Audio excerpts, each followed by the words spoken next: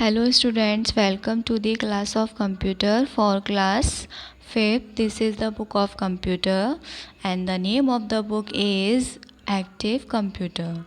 So students, in the previous class we discussed about the machine, that what is machine and how it works. So let's revise that. Computer एक ऐसी यांत्रिक machine है जिसका प्रयोग करने के लिए हमें किसी न किसी प्रकार के पावर की आवश्यकता होती है, जैसे कि human power, fuel and electricity. और मशीन जो है वो हमारे काम को सरल बनाती है। चलिए पहला चैप्टर स्टार्ट करते हैं। This is the first chapter and the name of the chapter is the computer and overview. इस चैप्टर में हम कंप्यूटर के बारे में डिस्कस करेंगे and will know more about it, और इसके बारे में जानेंगे। This chapter has some topics. इस चैप्टर में कुछ टॉपिक्स हैं, तो चलिए उनकी तरफ देखते हैं। Functions of a computer, computer के कार्य, इनपुट, प्रोसेसिंग प्रक्रिया, secondary storage devices, output, classification of computers यानी कि कंप्यूटर का वर्गीकरण, लिमिटेशंस ऑफ अ कंप्यूटर यानी कि कंप्यूटर की सीमाएं। A computer is an electronic machine or device which accepts data given by the user input. It then processes the data according to the given instructions and finally produces the result as output. Computer एक electronic machine या device है। क्योंकि computer को चलाने के लिए बिजली की आवश्यकता होती है, इसीलिए कंप्यूटर को इलेक्ट्रॉनिक मशीन या डिवाइस कहा जाता है। मशीन यानी कि कंप्यूटर एक ऐसी डिवाइस है जो कि यूज़र द्वारा दिए गए निर्देशों को स्वीकार करती है, उन निर्देशों के अनुसार प्रक्रिया करती है और प्रक्रिया करने के बाद परिणाम को घोषित करती है। इसी प्रकार कंप्यूटर को जो निर्देश दिए जाते हैं वे इनपुट कहलाते हैं। उन निर्देशों के अनुसार जो प्रक्रिया की जाती है उसे प्रोसेस कहा जाता है, और उन प्रोसेस को करने के बाद जो परिणाम निकल कर आता है उसे आउटपुट के नाम से जाना जाता है।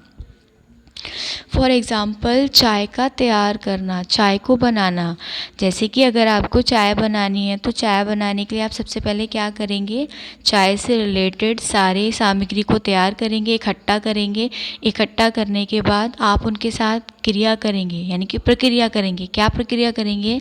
पैन को गैस पर रखना, फिर उसमें पानी डालना, चाय पत्ती डालना, चीनी, अदरक, ये सब डालेंगे।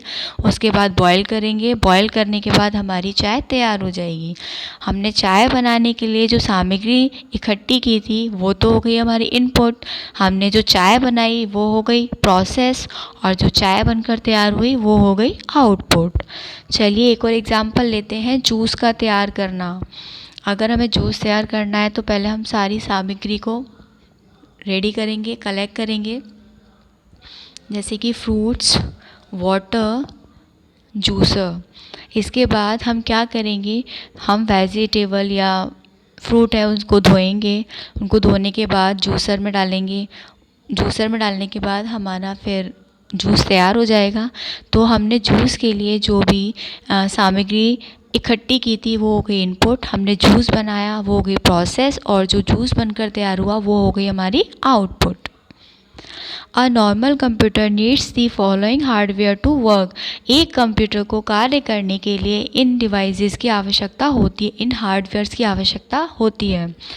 First is input devices, second output devices, third storage devices and the fourth is CPU। Input devices यानी कि कंप्यूटर को इंस्ट्रक्शंस देने के लिए जिन डिवाइस का यूज़ किया जाता है उनको इनपुट डिवाइस कहा जाता है। आउटपुट डिवाइसेस, कंप्यूटर ने जो कार्य किया निर्देशों के अनुसार उनको किन डिवाइसेस के थ्रू बाहर लेकर आएंगे या वह किन डिवाइसेस के थ्रू रिज़ल्ट को शो करेगा, उनके लिए आउटपुट डिवाइसेस की आवश्यकता होती है। स्टोरेज डिवाइसेस, हमने कंप्यूटर में जो भी कार्य किया उसको जहाँ जिस डिवाइस में स्टोर करके रखा जाता है उन्हें स्टोरेज डिवाइसेस कहा जाता है। CPU, जैसे कि आप सब जानते हैं कि CPU को कंप्यूटर का ब्रेन कहा जाता है। तो हमारे जितने भी कार्य होते हैं कंप्यूटर पर वो सारे CPU से रिलेटेड होते हैं। अगर हमारा CPU होगा तो ही हमारा कंप्यूटर सारे हार्डवेयर सॉफ्टवेयर वर्क करेंगे। अगर कंप्यूटर के साथ CPU नहीं है तो कोई भी हार्डवेयर या सॉफ्टवेयर वर्क नहीं करेगा। Along with the hardware, the computer requires software to work.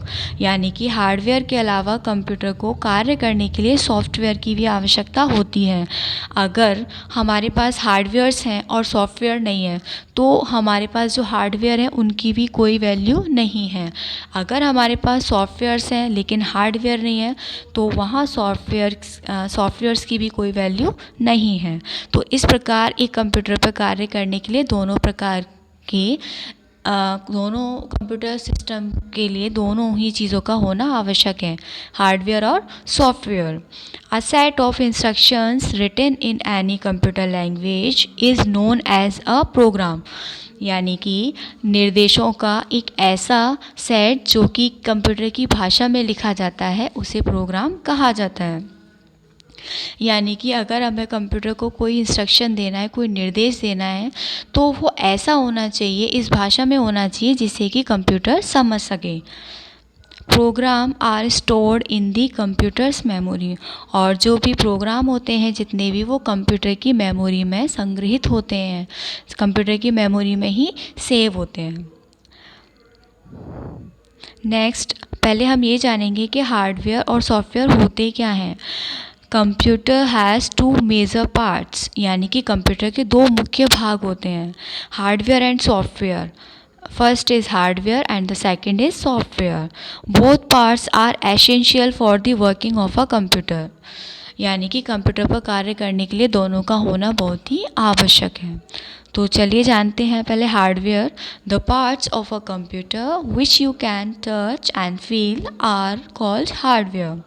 Hardware refers to all the physical components of a computer such as keyboard, mouse, monitor, cables and printer. यानी कि computer के वो हिस्से, computer के वो parts जिनको कि देखा जा सकता है, छुआ जा सकता है, उनको फील किया जा सकता है, वो हार्डवेयर कहलाते हैं. जैसे कि आपने देखा होगा कंप्यूटर के कुछ पार्ट्स होते हैं, माउस, कीबोर्ड, मॉनिटर, सीपीयू. आप इनको देख सकते हैं ना, टच भी कर सकते हैं और इनको फील भी कर सकते हैं. तो कंप्यूटर के वो पार्ट्स जिनको कि देखा जा सकता है, छुआ जा सकता है, फील किया जा सकता है, वे पार्ट्स हार्डवेयर कहलाते हैं. Next, there are some hardware parts which are not seen directly. They are inside the CPU box, such as hard disk, motherboard, switching mode power supply, etcetera. यानी कि कुछ हार्डवेयर्स ऐसे होते हैं जिनको कि देखा नहीं जा सकता, जिनको हम सीधे देख नहीं सकते. जैसे कि हार्डवेयर पार्ट्स जिनको कि हम देख नहीं सकते वो हैं hard disk, motherboard, switching mode, power supply. इनको हम क्यों नहीं देख सकते? क्योंकि ये सीपीयू के अंदर फिट होते हैं, इसलिए हम इनको डायरेक्टली नहीं देख सकते. So students, it's enough for today and thank you.